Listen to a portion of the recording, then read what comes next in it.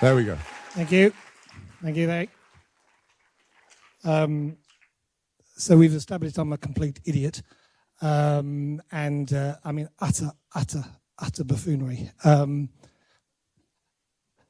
But now the idea of giving him that anecdote was that you'd feel sorry for me, and that would make the whole sort of rest of the afternoon go a little bit more smoothly. I'm aware that I'm the last thing between you and the pub, which is a dangerous position to be in. So we're going to try and make this as sort of smooth and as painless as possible. So bear with me.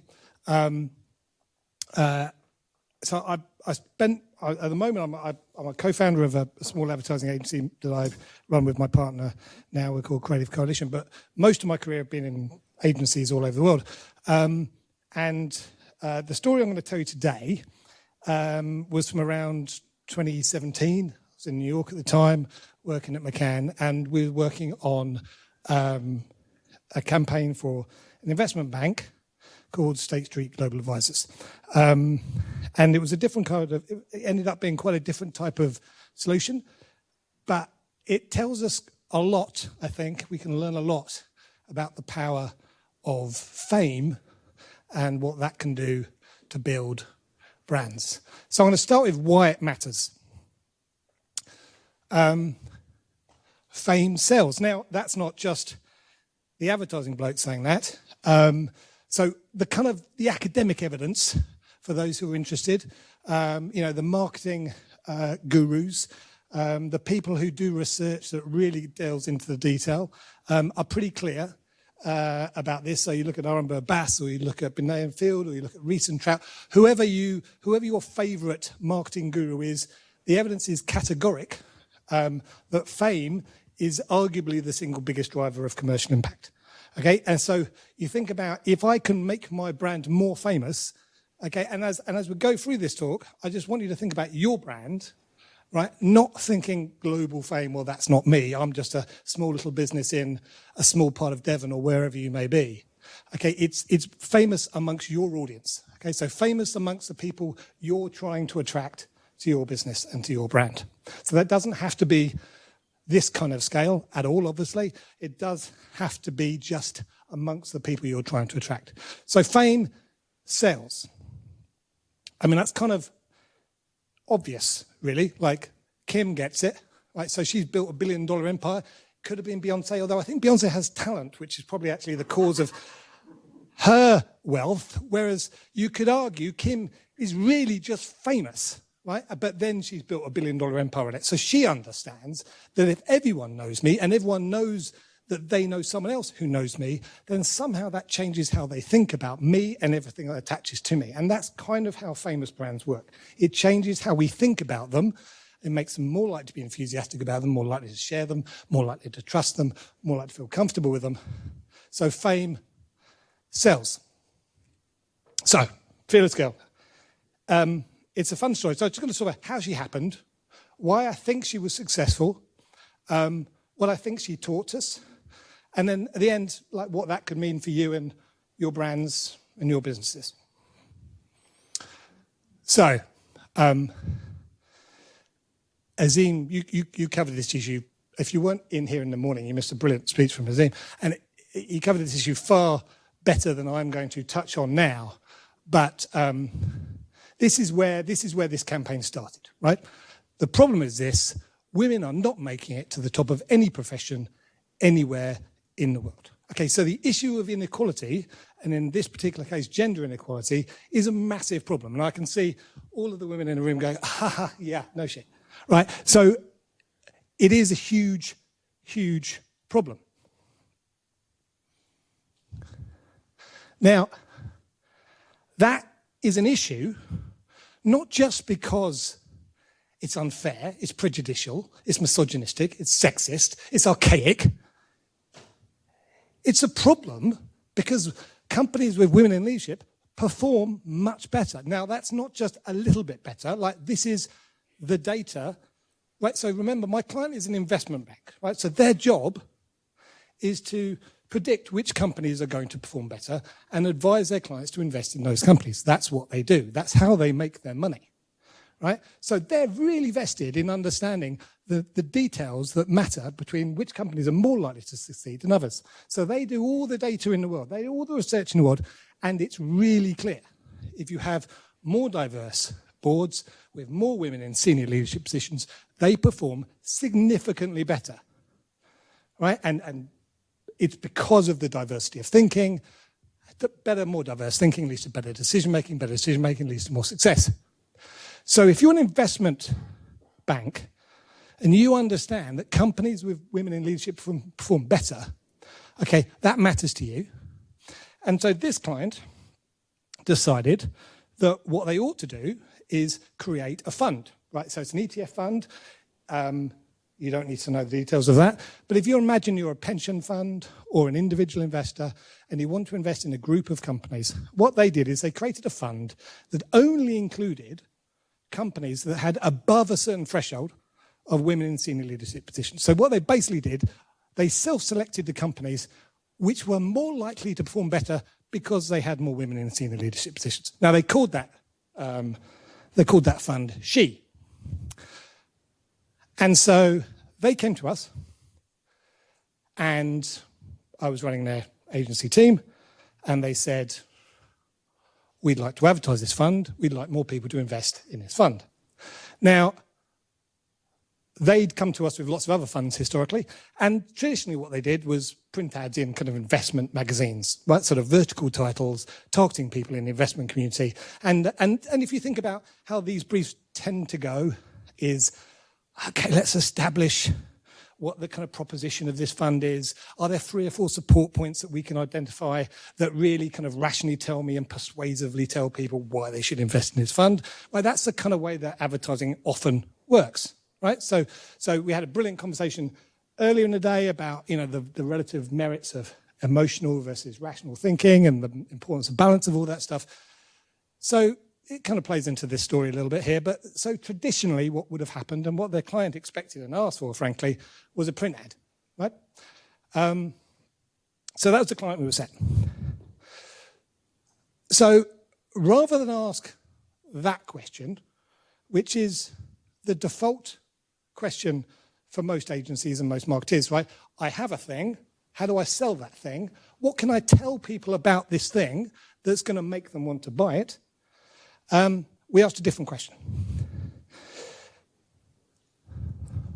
So we asked what I am going to argue is the right question, right? Which is not how can I sell you this thing, but how can we relevantly contribute to what our audience cares about, right? Now, if we think about the context of advertising, right? So I've been doing this for 30 odd years, right? And there's a lot has changed. So I had a career before the internet, and I've had a career after the internet.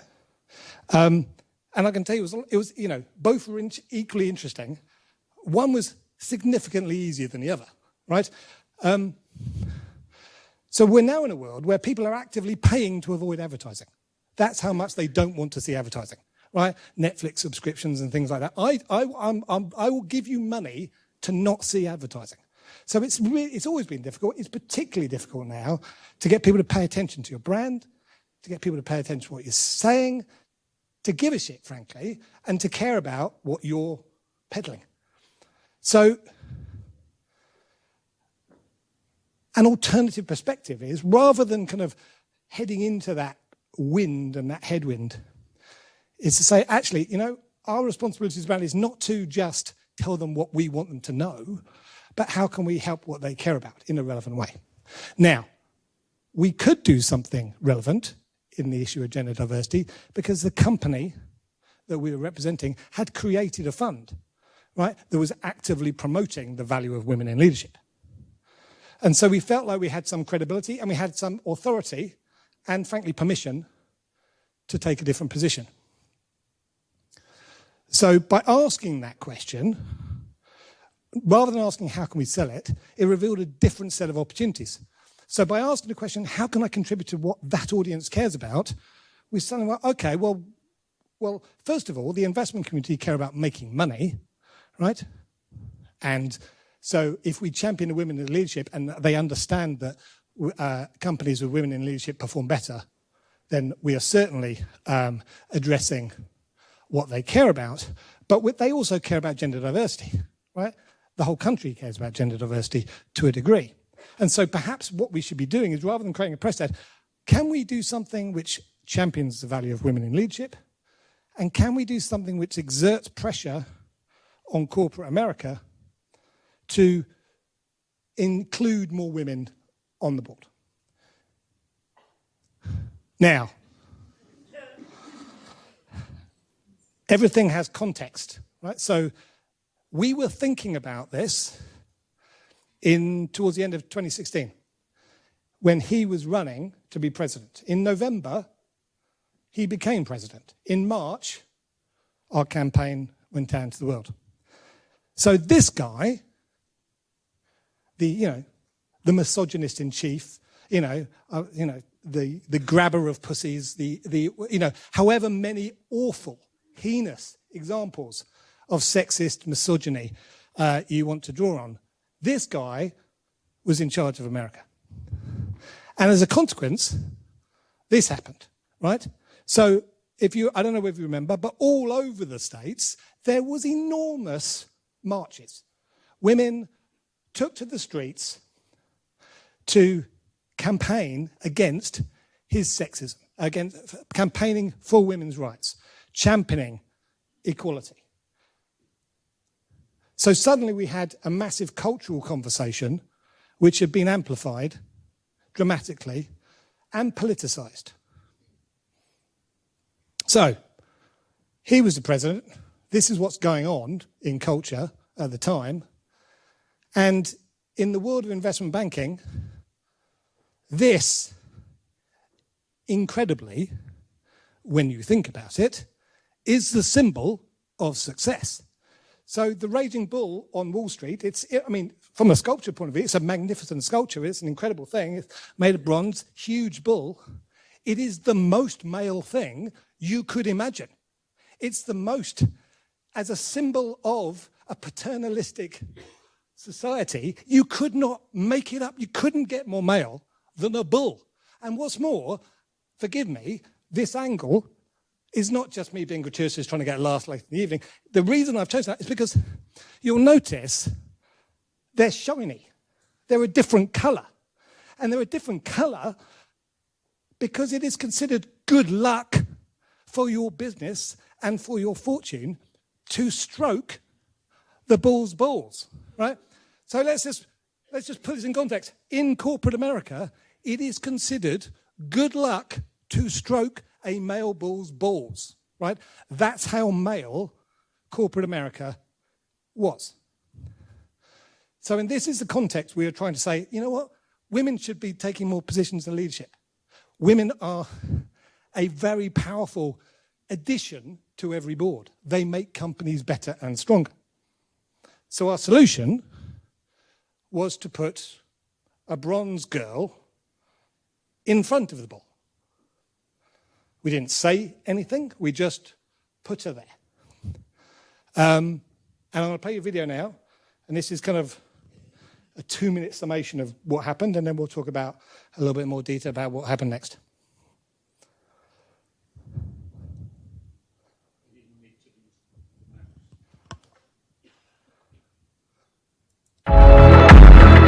And the problem is this: women are not making it to the top of any profession anywhere in the world.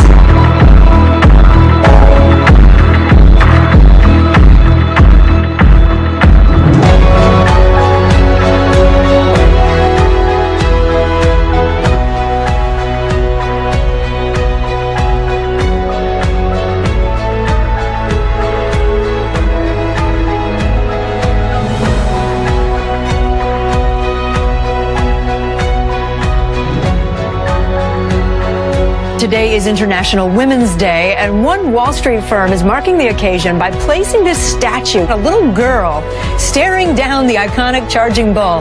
The new image was put up by State Street Global Advisors. A powerful little girl. Representing women's daily experience of having to face a ton of bulls. There's certain values like diversity that have a return. The fact that the industry has acknowledged this fund is quite important. The most famous girl in all of New York City. Content Fearless Girl. 겁없는 소녀란 이름의 La Niña Sin Miedo. People young and old are flocking to her. The fearless girl on Wall Street has already made a lasting impression. It's the hottest selfie in town still. As she's become a social media phenomenon, Fearless Girl has also become a broader symbol of female empowerment. 19,000. 25,000. 28,000. 30,000 people have already signed a petition to keep the statue here longer. The Fearless Girl will be allowed to remain at her post.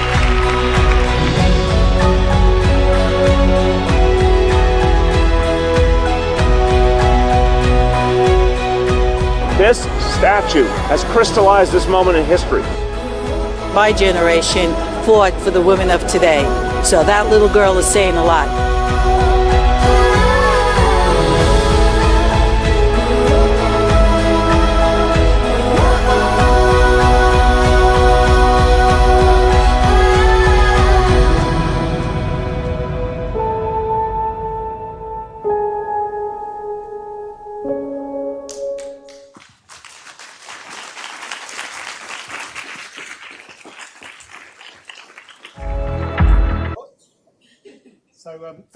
Thank you. That was, it still brings back a lot of stuff. She had this extraordinary and obviously unexpected impact. And so, we'd hoped that, we get some sort of social response, maybe even go a little bit viral, whatever. There was no media money attached to this at all. So we hope we make a little bit of a dent. And it made obviously a more considerable dent. And so it's worth thinking about, why did it work so well, right? So just to give you a sense of the emotional response, not just the factual, the emotional response of so Fortune, not necessarily a highly emotional magazine. I mean, the way they're writing this, a little girl's done more to raise awareness about the role of women in finance than any how-powered women's group, and she's only a few weeks old. The Fearless Girl may change the face of Wall Street. She has arrived. She is now. She reminds us that while marching is important, sometimes you can make a difference by standing still. Of course, when you do something popular, everybody wants to be a part of it. So suddenly, all of the establishment were attaching themselves to it. So every politician and mayor and United Nations and everybody else is wanting to be a part of it. Elizabeth Warren, who is, a fabulous woman in my opinion, I think the Fearless Girl is terrific. I hope she stands there till the ball falls over. What you'll see around her, though, the impact she had, I mean, suddenly people were having tattoos. Like thousands of people had Fearless Girl tattoos. They made jewelry. It became part of culture. It wasn't just attaching itself to or reflecting culture. It became part of the narrative. And that's great, but that's not what we're here to do. What was interesting is Fearless Girl, if you see the actual statue, right, so you had a plaque at her feet, which had, about the power of women in leadership and, a small logo. But no one noticed that, I don't think, really. But it had an enormous impact on their business. So huge increases in the number of sales of their, trades of that particular fund, and enormous uptick across their entire business. So like triple-digit increases of their business across their entire portfolio, right? Because people saw this. Because they found out about who was involved. They heard about it, they saw this, and they found out about it.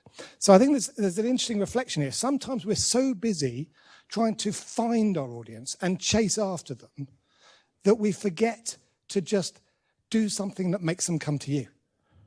And I think that's part of what I'm trying to say, I think, today, which is you can constantly chase a more reluctant audience who doesn't want to see you, or you can do something that they appreciate, right? That they appreciate and they want to be involved in, and then they come to you. So, huge business impact. Massive viral response. And those numbers were after 3 months, and I mean, it kind of carried on. I've no idea what the numbers are now. From a PR point of view, it was global, it was everywhere, it was on the front page of everything. Fascinating was all the kind of unexpected consequences. So in your wildest dreams, you go, "Oh, it'll be great, we'll have a kind of a viral hit, and we'll get numbers on Twitter." But a lot of other things happened as well. So if you're an institutional bank, you spend an enormous amount of money on lobbying Washington, right? So what you think is important is having some influence over policy and initiatives and what the government's going to do and taxation and all those sorts of things, right? Legislation, controls, those that they spend millions and millions and millions trying to lobby government about that. Now, prior to this, State Street was a big firm, but actually quite an old dusty one. Like, it wasn't really considered a progressive voice. It wasn't considered the most innovative by any stretch of the imagination. It was kind of respected, but a bit tired. And so it wasn't the kind of guy who got invited to the committees or to speak at things or to be listened to by the politicians. After this, massive increase in their governmental and institutional influence. All the politicians want to be a part of it. So suddenly, as an organisation, that has huge value to them. Customer advocacy and loyalty. What they saw is big CEOs of organisations who have pension funds, who choose which investment bank to go with to manage their pension funds, were writing them handwritten notes telling them how impressed they were and how grateful they were and what it meant to their organisation and employees. And that kind of advocacy and loyalty, relationship building with their customers was invaluable. And the other thing they saw is that people actually wanted to work for them, right? So suddenly their marketing department, they couldn't attract anyone before. Now everyone wanted to work there. So suddenly they're getting better talent. The company is feeling confident, is making bolder choices, is being more ambitious. She won lots of kind of marketing stuff. The Grand Effie is the most important one. So the most effective marketing action of the year for something which, didn't really say anything, but said kind of everything. So, a few observations. These are my personal observations. I'm sure there are others. These are just some of my reflections on what I think she taught us and how we can apply that to management of every brand. So the first one, and this is the one, if I leave you with anything today, it's this thought, right? So when you're thinking about how to build your business and grow your brand, and you're thinking about what's great about your product, what's great about your product service, all that stuff's important, and there's a place for that, of course, okay? But when your product and service is pretty much like everybody else's, okay, and your brand maybe historically is pretty much like everyone else's, and it's quite difficult to find the thing which differentiates you, and maybe your competitors have got advantages that you don't have, maybe they're bigger, right? Big helps, maybe they've got better reach, maybe this, whatever it is. So you're really struggling, or you're finding a way to make a leap. Ask this question: how can I relevantly contribute to what matters to my audience? Because if you do that, here's the thing, they appreciate it, right? They notice. So you're more likely for them to remember you, to notice you, to prefer you, to have affinity with you. Like, you're projecting your values and you're saying, I care about the things you care about.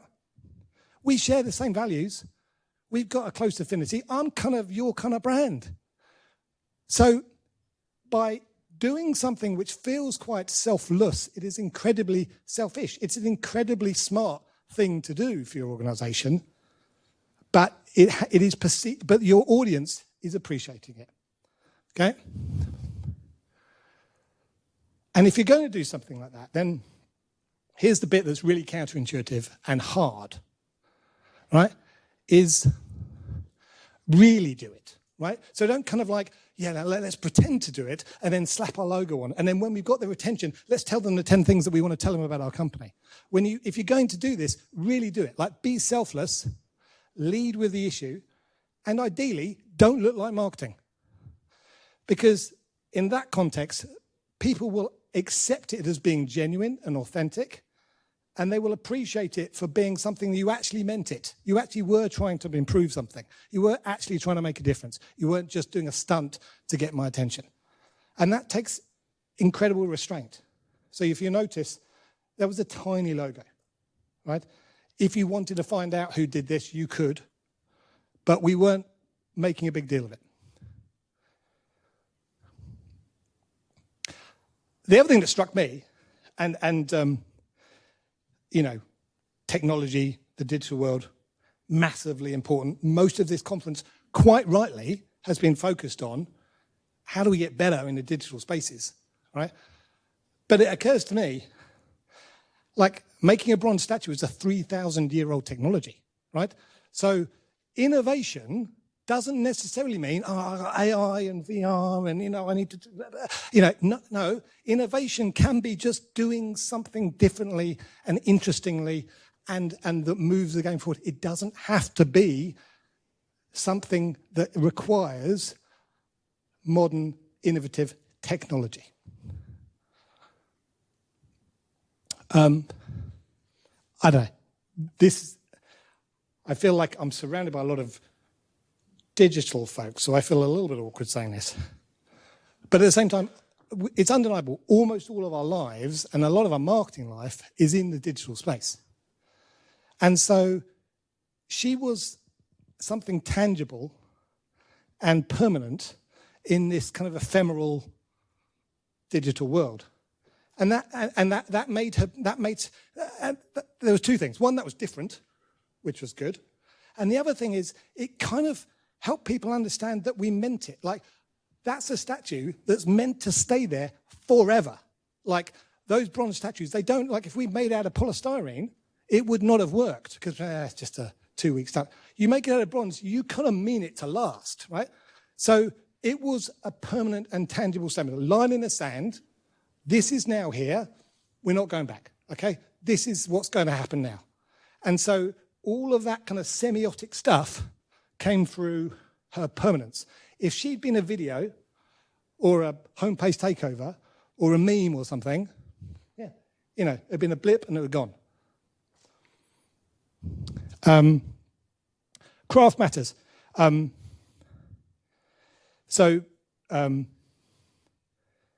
in this, this is my world now, right? And we have the same, our budgets are probably smaller than they ever were, but instead of doing 1 or 2 or 3 things a year, we're doing, 3 or 4 or 500 things. And so somehow we have to make everything, we have to be everywhere, we have to do everything, we have to be in front of everyone, be every channel. Like, you're making so much stuff so quickly, and everything has to happen so quickly and be agile and quick and efficient and da-da-da-da-da. And so what tends to happen to that is you kind of like we're just getting it out, right? And I get that, right? I do, we do a lot of that stuff for our clients too. And, you're desperately trying to make all of it great, but it's like you haven't got time and money to really craft it.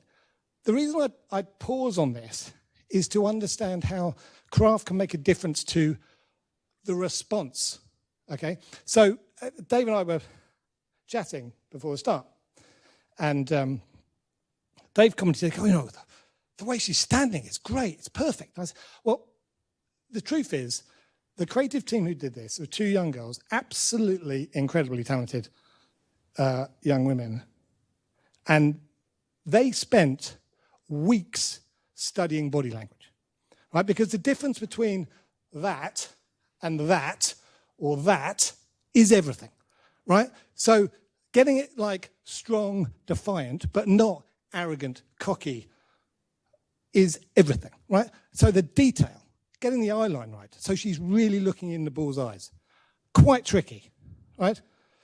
Thinking about, we want her to be everybody and anybody. So what's she wearing? What's her haircut?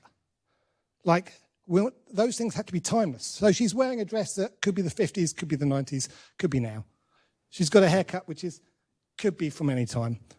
Her facial features are very, very carefully designed to be anybody, right? Trying not to be anyone in specific, right? We're trying to say it's all women, it's all girls, and not allowing people to go, hang on, it's just for those guys, right? But that kind of detail is the care that goes into these things that makes all the difference. And she wouldn't have worked if she'd been made out of something cheap and impermanent. And she wouldn't have worked if they hadn't have cared about things like the eyeline and stuff like that. So when you're making everything you make and your agencies are saying it kind of matters, that little tiny detail kind of matters, just before you go, oh God, does it really though? It's like actually interrogate them, question them, but pause for a minute and think, you know what, actually, if it's going to make a difference to how it communicates and how it works, it really does, okay? So craft can matter. Curate the comms plan. And what I mean by that is think about as many of the issues as you can when you're putting together your laydown. Now, I'll say there was no paid for this campaign at all, right? So it was going to be a success or not based on what happened organically and in PR. We had a couple of issues. I mean, I will say this wasn't approved by the client until about 72 hours before she went up. Okay, so the agency ended up. I mean, it was a hideous, frankly. I mean, it was like a year of very difficult conversations. Difficult because there's lots of dilemmas, right? You know, can we really go out there and do this? What's going to be the backlash? We were doing pretty well persuading them, and then Trump got elected, and then suddenly this became a very politicized issue. Now, investment banks are run by Republicans, right? They were all Trump fans, and but all those ladies were not massive fans of Trump, and what they were worried about happening, one of the dilemmas was, hang on, you're going to go out there on International Women's Day, which is always a plan, because that's obvious, right? Let's go on International Women's Day. That's the obvious time to do this. So we'd always planned to go on International Women's Day, but they were going to march on International Women's Day. And what happens if 50,000 women, appropriate our statue and say, yes, she's our girl, right? Which, frankly, the agents were going, yeah, that's exactly what we want to happen, right? But the client was like, no, Trump would not be happy with us if he saw us doing that. We don't want to get on the wrong side of him, right? We see what happens to companies that do that. So they were worried about the politicization. So the challenge was, how do you avoid that? She can't be politicized. And the other thing was, how do we really make sure that we have got permission to do this and we're really authentic and we minimize the chance of being, the backlash of like, oh, you're not walking the talk, right? So that is now we thought we had enough permission based on the product and the stuff the CEO was doing with boards, but it was still a very genuine risk. So we took a couple of simple decisions. We said, okay, let's not go on International Women's Day. Let's go the day before, right? Now, we did that for a couple of reasons. One, it allows us to tell the client, look, it's going to be fine. All the fuss is going to be the day before, and the marches are coming the next day, so we're not really a part of what they're doing. It's, don't worry about the politicized issue. And the second thing was, we kind of went, International Women's Day is going to be a massively cluttered environment. So every brand is going to be talking about gender equality on that day. How do we kind of cut through? How do we sort of make it more meaningful? So our thinking was, you know what? We go out the day before, and the way that we hoped the kind of the organic virality of it would happen is, by the end of that first 24 hours, the newspapers and the news teams who were thinking about their front pages on International Women's Day, were thinking about their news stories for the breakfast news, already had their icon. They already had their symbol. They already had their killer picture, their bit of video. So we went the day before to become the story on the day. simple thing now, but at the time, it felt counterintuitive. International Women's Day, that's obviously the time you do it, right? So there wasn't any money, but we also did a few things like influencers who didn't have any money, but we primed them, so we got in contact with people that we thought would be sympathetic to the cause and told them we were going to do it and said, like, you find your way to retweet it, that would be appreciated. If you're going to do something that hasn't been done before or is a bit challenging like this, you can't be absolutist, you can't be a perfectionist, you can't be, it has to be like this or no way. Ultimately, you have to be very flexible and adaptable and tenacious. There was thousands of reasons why this wouldn't happen.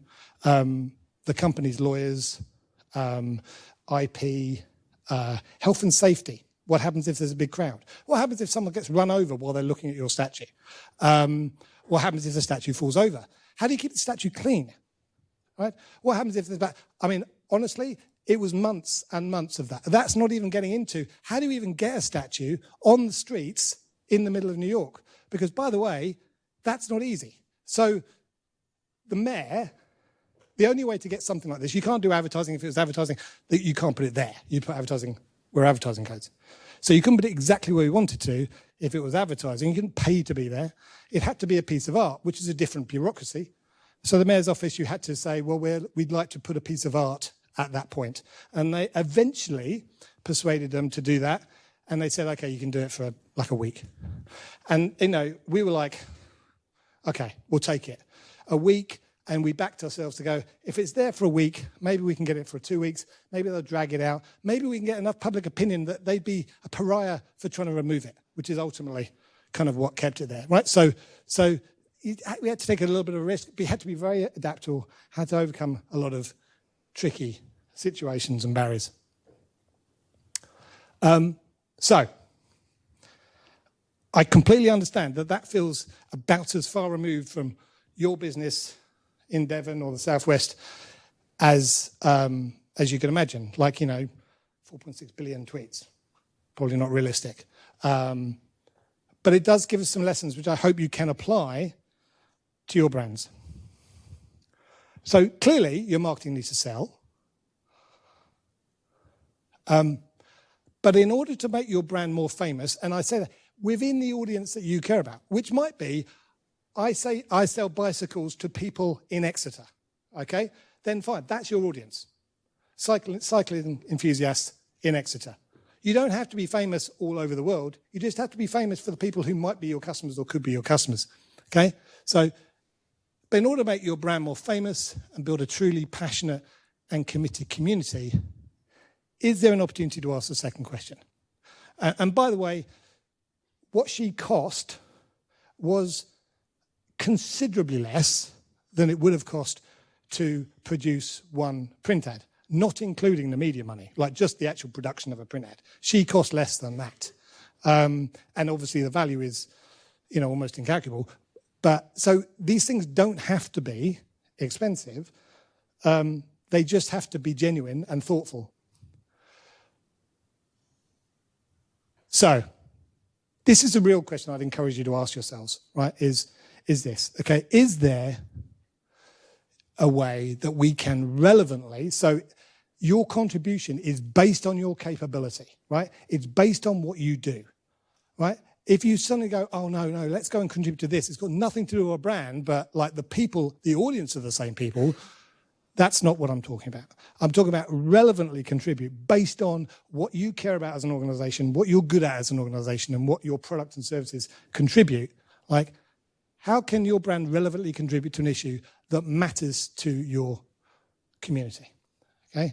So if you can find something like that, big or small, it will make them appreciate you more, remember you more, prefer you, and think about brand choice. I'm sure you think, it takes very little distinctive. The distinction between brand A and brand B doesn't have to be massive. It just has to be something, right? Something that makes me go, to kind of that one, right? That one, because I've kind of seen them. They seem to give a shit about the things I care about. And I saw them do that thing, which was kind of cool and good and making a bit of a difference. So I'm going to choose that one because they're pretty much the same and cost the same. I'll have that one, please. That's how modern consumers are judging and choosing their brands. It's why we talk about brand purpose so much, okay? And it's why all the evidence says brand purpose is, drives your share, drives the profitability of companies. It's because it's a way in which, for Simon Sinek's, if you focus on the why and what you care about as an organization and you demonstrate that in your actions, then they are kind of like, okay, I can connect with you and I can distinguish you between the others.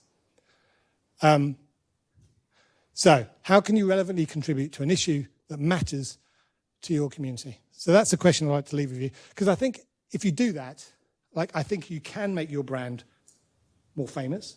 And by making it more famous, more successful. You can now go to the pub.